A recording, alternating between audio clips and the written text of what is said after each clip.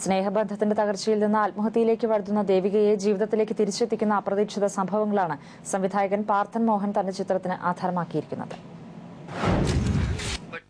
എനിക്ക് കുറെ റെസ്പോൺസിബിലിറ്റീസ് ഉണ്ട്. എനിക്ക് കുറെ കാര്യങ്ങൾ ചെയ്തു തീർക്കാനുണ്ട്. I'm really sorry I had to do this to you.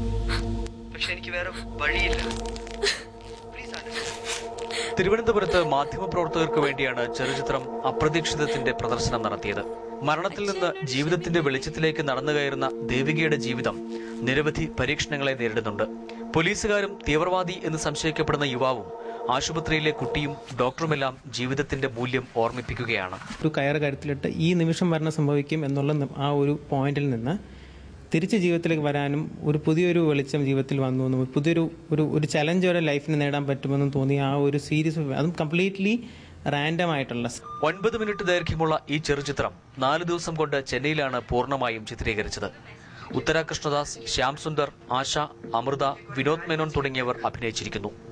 വിദ്യാഭ്യാസ മന്ത്രി MA ബേബിയുടെ മകൻ അശോക് ബെറ്റി നെൽസനാണ് ചിത്രത്തിന്റെ പശ്ചാത്തല സംഗീതം നിർവഹിച്ചിട്ടുള്ളത്.